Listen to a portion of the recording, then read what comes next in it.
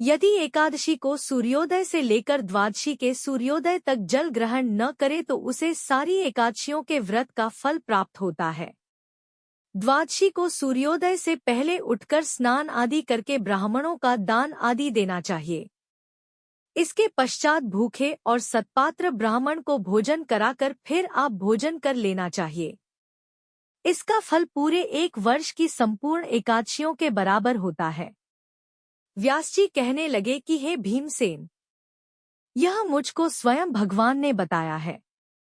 इस एकादशी का पुण्य समस्त तीर्थों और दानों से अधिक है। केवल एक दिन मनुष्य निर्जला रहने से पापों से मुक्त हो जाता है।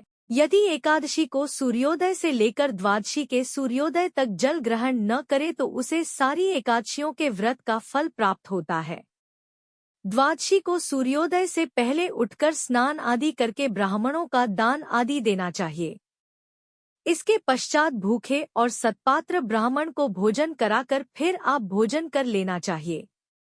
इसका फल पूरे 1 वर्ष की संपूर्ण एकादशियों के बराबर होता है।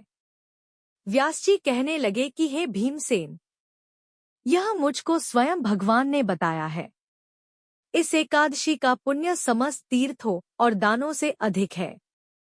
केवल एक दिन मनुष्य निर्जला रहने से पापों से मुक्त हो जाता है। यदि एकादशी को सूर्योदय से लेकर द्वादशी के सूर्योदय तक जल ग्रहण न करे तो उसे सारी एकादशियों के व्रत का फल प्राप्त होता है।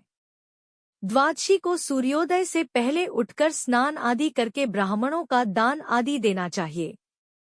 इसके पश्चात भूखे और सत्पात्र ब्राह्मण को भोजन कराकर फिर आप भोजन कर लेना चाहिए। इसका फल पूरे 1 वर्ष की संपूर्ण एकादशियों के बराबर होता है। व्यास जी कहने लगे कि हे भीमसेन, यह मुझको स्वयं भगवान ने बताया है। इस एकादशी का पुण्य समस्त तीर्थों और दानों से अधिक है। केवल एक दिन मनुष्य निर्जला रहने से पापों से मुक्त हो जाता है।